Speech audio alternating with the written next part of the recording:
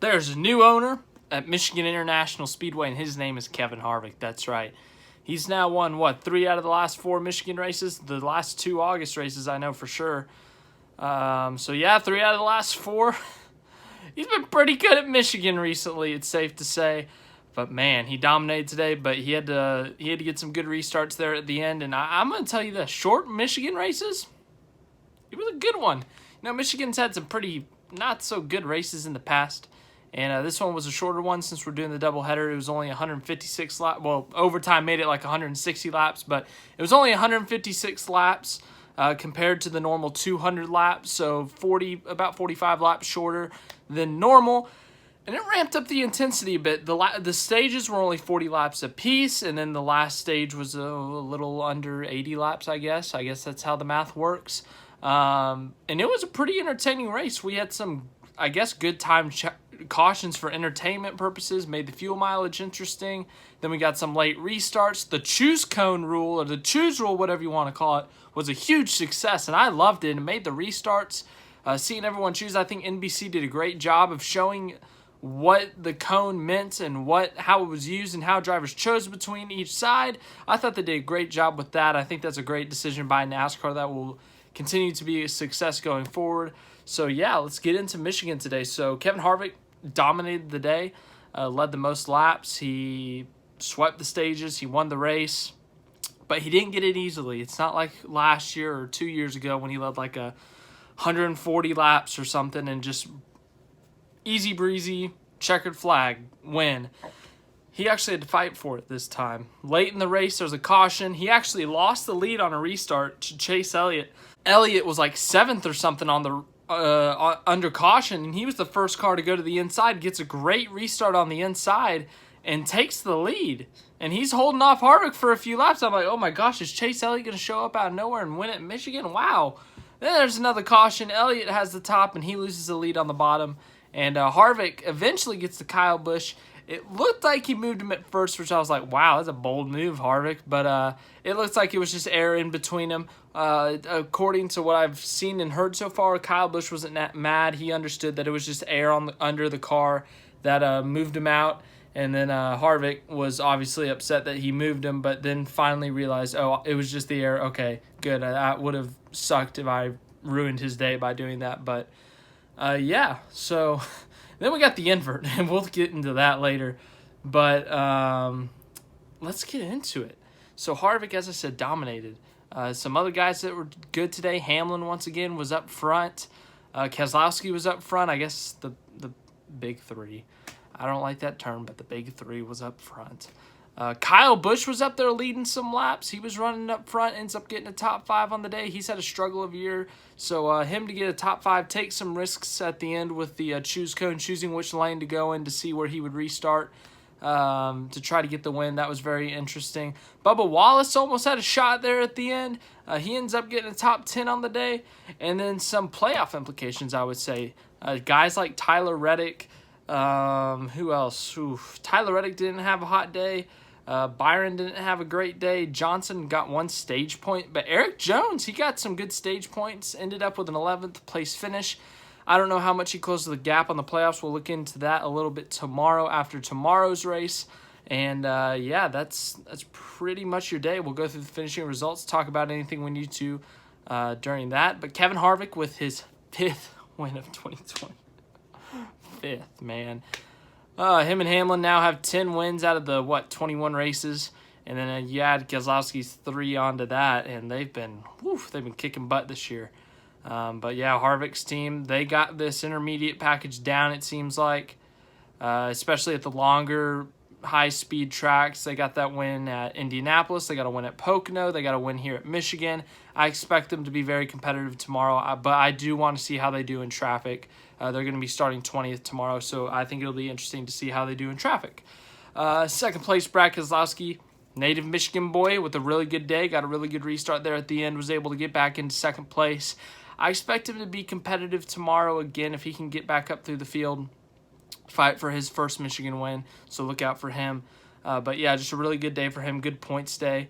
Third, Martin Truex Jr. Truex, with a terrible start to the day, had a right front tire go down early, had to pit during stage 1, went a lap down, and was able to rally back for the third place finish. That's a pretty impressive day if you ask me. I mean, in stage 1, it seemed like your day was, I don't want to say over, but it was going to be a bad day. You're pinned a lap down in stage 1. You can't get it back. It took him a while to get that lap back, but he finally gets it back and gets a third place finish. Martin Truex Jr. fans, you may see third. You may think, darn, we should have had a win there, but you should be happy with a third considering how the day started off. Fourth, Ryan Blaney, up and down day for him. He led a few laps, and then he dropped back a little bit to like 15th in that area. Rallies back for a fourth place finish. Not a bad day for him. Fifth, Kyle Busch. Kyle Busch, as I said, was bumped out of the way by Harvick. Well, not technically bumped, but air bumped out of the way, I guess. And ends up with a fifth place finish. Got a good restart there at the end, I think. Sixth, Denny Hamlin. Had a good day, led some laps. Was up front most of the day. Solid day for him. Seventh, Chase Elliott restarted on the top on that last restart. Pushed Harvick ahead of Keselowski. So, Harvick, give some of those playoff points to Elliott. No, I'm just kidding. But, yeah, Elliott with a really decent day. It didn't start off great, but he was in the top 5 competing for the win there at the end. Ends up with the 7th place finish. Not bad.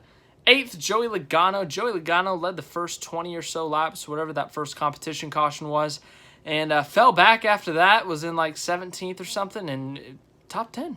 Not bad for him. 9th, Bubba Wallace. Bubba Wallace does have a truck win here at Michigan, and he was able to get up to 5th at one point. 5th! And he lined up on the inside with a second to last restart, I think.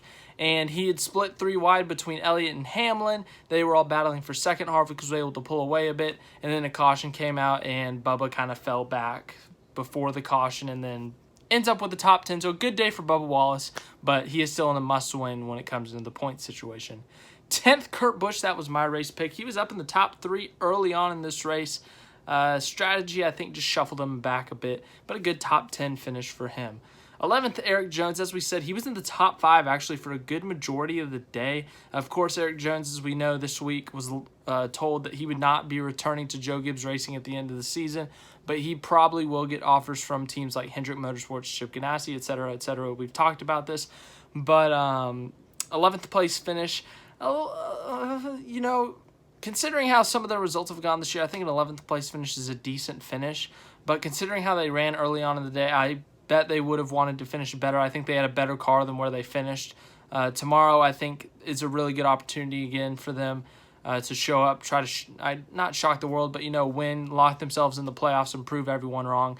So good speed shown by that team today, and yeah, just a good overall day. They collected some stage points, beat some of their competitors that are fighting for the playoff bubble, like Byron, Reddick, Johnson, Boyer, DiBenedetto. So, yeah, good day for them. 12th, Jimmy Johnson got 1 stage point, which could be crucial. Ends up with the 12th place finish. He was just about there all day. That's what I'm going to say. 13th, Christopher Bell was up in the top 5 there late. Must have gotten shuffled out on a restart. He did make some contact with Austin Dillon. And, yeah, ends up with the 13th. 14th, William Byron. 15th, Matt DiBenedetto. 16th, Almirola. Almirola was kind of irrelevant today. He got another top 5 draw. He was irrelevant. Oh, he's starting in the top 5 tomorrow. Convenient. NASCAR is rigged. 17th, Matt Kenseth. Oh, Matt Kenseth's starting up front tomorrow. 18th, Tyler Reddick. 19th, Clint Boyer. Clint Boyer will be starting second tomorrow. And your pole sitter for tomorrow's Michigan Part 2 is Chris Buescher. That's right. Chris Buescher finishes 20th. That's the greatest feeling ever to finish 20th when it's an invert and you get to start on pole. So usually you don't want to finish 20th, but if you are going to finish 20th, this would be the race to finish 20th because you get to start on pole tomorrow. 21st, Alex Bowman. Oh, that sucks. If he got 1 place better, he would have started on pole, but instead he's starting 21st. 22nd, Corey LaJoie. Not a bad day for them. 23rd, Ty Dillon. 24th, Daniel Suarez. Not a bad day for them. 25th, Ryan Preece. 26th, J.J. Yeley. 27th, Quinn Houff. 28th, Ryan Newman. 29th, Michael McDowell. 30th, Reed Sorensen. 31st, Austin Dillon. 32nd, Ricky Stenhouse. Oh, he fell off a cliff. 33rd, Timmy Hill. 34th, Cole Custer. He was involved in a late wreck. 35th, Garrett Smithley. 36th, John Hunter Nemechek. Oh, boy. This week's Matt Kenseth. Remember last week when Matt Kenseth caused like 3 cautions in a row? That was John Hunter this week. Rough week for them. Hopefully they get it back together tomorrow. 37th, Brennan Poole. 38th, James Davison. 39th, Joey Gase. Now, as for the racing itself, for recent Michigan standards, it was a good race, I'd say. You had some lead changes up front. Harvick dominated the day, but you had some side-by-side racing, some good just racing in the back, I guess. It was a little frustrating at times to see when someone just looked significantly better, not able to pass a car. That was a little frustrating, I guess, but better than last year's Michigan races, I would say. The shortened race made it a little bit more intense, I would say. And then as for the choose rule, I think it was a great success. I loved it. You had multiple guys up front. You had guys who were back in 8th or 9th. They got up to the front row. They were suddenly competitive. Like Chase Elliott was like an 8th to 11th place car, I would say, all day. And he was able to get up on the front row, a couple of restarts, lead some laps late, had a shot at the win, ends up with the 7th place finish. Bubba Wallace, he was able to get up there. He was in the top 5. What can I say? This choose cone rule, I think going deep into the playoffs, it can make a big difference between who makes it into the next round, who makes it into the championship 4, who wins certain races, etc., etc. So I think this is a great addition by NASCAR, and I can't wait to see how it plays out at other places. We'll see it again tomorrow at Michigan Part 2, and it'll be back at Dover. Remember, it will not be run on road courses or super speedways, but we will see it back at Dover in 2 weeks. But yeah, I'd say it was a good race. Yeah, not terrible, not the greatest race ever, but a good, solid race. We had some different leaders every once in a while. We had a couple good fights for the lead, couple good battle for positions. Choose cone was a very good, great success, and yeah, it was an entertaining race in my opinion. But yeah, there you go. I hope you enjoyed this. If you did, make sure to leave a like. That's right, you hit that like button. YouTube sometimes takes them away from me, which is a little mean, but if you keep hitting them, hopefully YouTube won't. Make sure to subscribe too. Subscribing is great, so do that. And yeah, we'll see you again tomorrow at Michigan. Oh yeah, I forgot to make a pick for tomorrow's race. My pick for tomorrow is Brad Keselowski.